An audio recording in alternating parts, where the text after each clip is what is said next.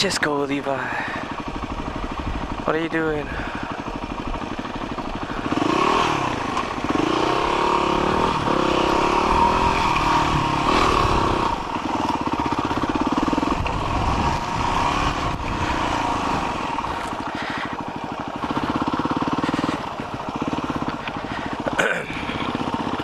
Yeah, Levi.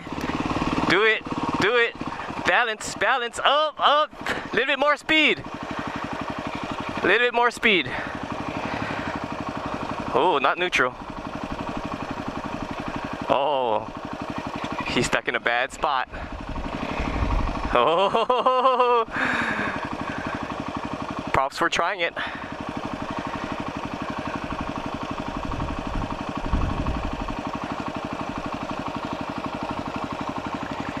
Do it again.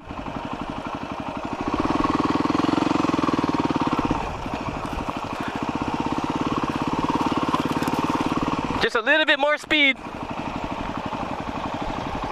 Just go up with a little bit more speed. I don't know why it freaks me out. Because you're going too slow. Just a little bit faster. Second gear.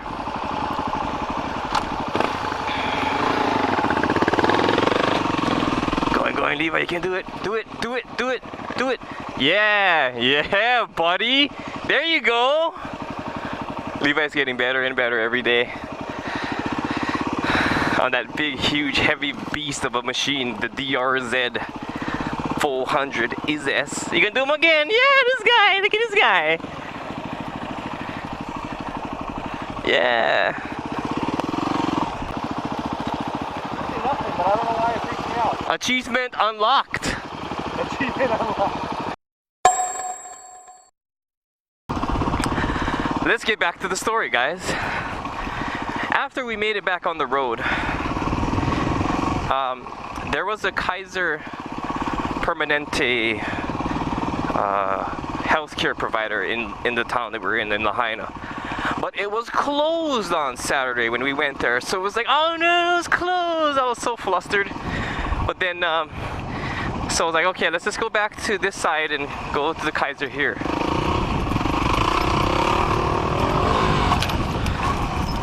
And so it was about a 45-minute ride or drive, and I was just like, oh gosh. The pain wasn't as bad anymore because it was well, I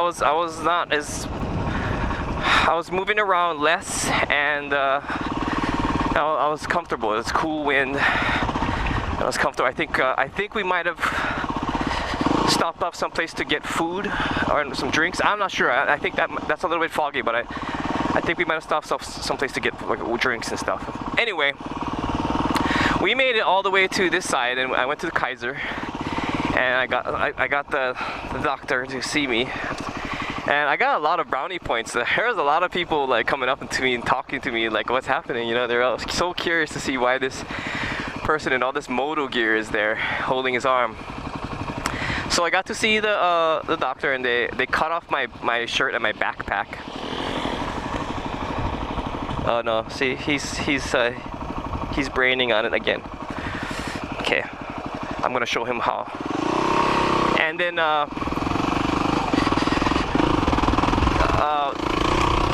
had to do some X-rays, right? And God, that X-ray was brutal. I cried. Like, I didn't want to cry, but I had no choice. It was freaking brutal. The girl that was doing the X-ray was a cutie, and I was just there sobbing like a little bitch. And I told her, I'm so sorry. I just have no choice. I can't even stop myself. It's so sore because I had to put my arm like there's this table, right, and I had to put my arm on it, and it's broken. So she had to help me grab, but I had to put my arm on this X-ray thing. Oh my God, it was so brutal. Anyway.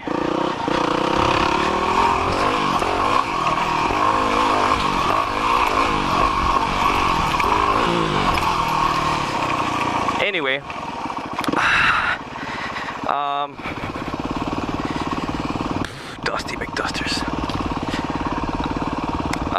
That was the first X-ray. There was two X-rays actually. The one standing up and the one on on the thing. So that was here to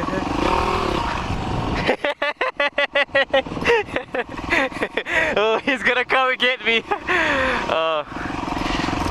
So I went back into the doctor's office, not the doctor's office, but the waiting room which you wait for the doctor at. And sat there for a while. People came, all kinds of nurses came to see me. I was like the rock star over there. I felt like a rock star. So they come back at me and they're like, "Oh, do you want a shot of morphine?" And I was like, "Yes, I want a shot of morphine." So they're like, "Okay, we're gonna give you the maximum dosage of morphine that we're allowed to give you." So I was like, "Shoot, let's do it." So they came back and they shot me up with this thing. And I was like, "How long is it gonna take to feel it?" They're like, "Oh, it's gonna be about 20 minutes." So like, okay. So they're doing more tests and they're calling more people, etc., etc., etc. And the doctor comes back and he's all, "Okay, well, here's a sling. Here's a prescription for 160 oxycodones, and we'll see you on Monday." And I'm like, "Huh?" I'm like, "What do you mean you'll see me on Monday?" So like, apparently, well, not apparently, but what happened was my work was so bad that it couldn't be put in a cast, right? They had to operate.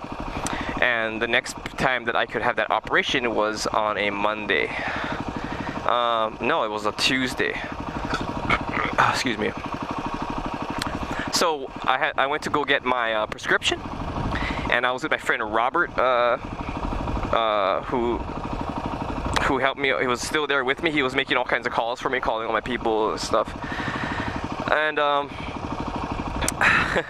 while waiting for my prescription, there was a big line, right? The morphine kicked in, and I was just like, "What pain? I have no pain whatsoever. My broken arm is so awesome." I was talking to everybody. Little kids, old people, the security guard. I was talking to everybody. It was hilarious. So I got my prescription and I went home and told all my family and everything and everybody, all my friends, and it was crazy. I was so high on that morphine that I didn't really care about what was happening. And then the doctor told me to take one of these oxys when you get home. So I was like, okay. So I popped that oxycodone and I was like flying. I was like super chilled out. And wow, yeah. So the next Monday came and I went to the hospital to sign a bunch of forms and stuff. And then they told me, don't have any food or water 12 hours before, blah, blah, blah, the whole spiel. Then Tuesday morning, I went to the hospital, which is where the operation was going to happen. Went into their room, got naked, put that robe on, and then they were, it was kind of an interesting experience. There were a whole bunch of people around me, and they put the IV in, and they're like, "Oh, you're going to feel drunk." And I was like, "Oh my God, I feel so wasted. I love all you guys." And then I was out, and then I woke up. It was just like that. And as soon as I woke up, I had this tremendous desire to just take a piss. I was like, "Oh my God, I'm gonna fucking pee my pants right now." So I told the nurse, "Oh my God, nurse, I have to use the bathroom so bad." Well, this nurse was super hot. Okay, she was gorgeous, and I was like, "What the frick is going on?" And okay, she grabbed my junk. She stuck a catheter up there and relieved me, and I was like, "Oh my God, this is happening! This is happening!" Ah! And I did not care that she was a super hot woman and she was grabbing my junk. I was just like, "Thank you so much for your service." And I told her too, I was like, if I had known that such a beautiful woman was going to be grabbing my junk after an operation, I would have, doing some trimming down there and stuff. There's like a forest. Yeah. So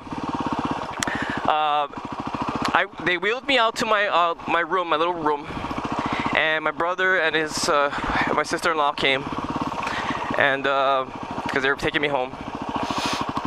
And well, they weren't taking me home. They just came to see me. But I got the freaking hospital food, right? And I was just like, oh my gosh, it was like the grossest thing I have ever eaten. Like, I don't mean gross like it smelled like rotten and it was like slimy. It's just like it wasn't really food. It was like cardboard. Like they called it chicken. But I beg to differ, sir. It was not chicken at all. It was cardboard with teriyaki sauce on it, and didn't eat it.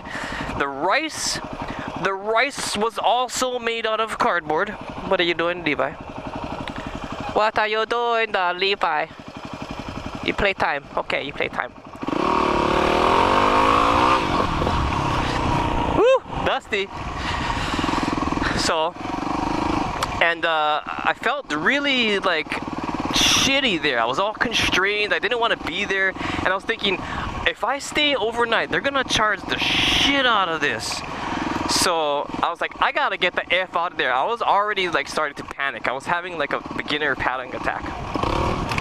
So I was like, nope. I called the nurse. I was like, nurse, I gotta get the F out of here. I'm done. So she's like, okay, let me call your doctor. So they called my doctor, my orthopedic surgeon, and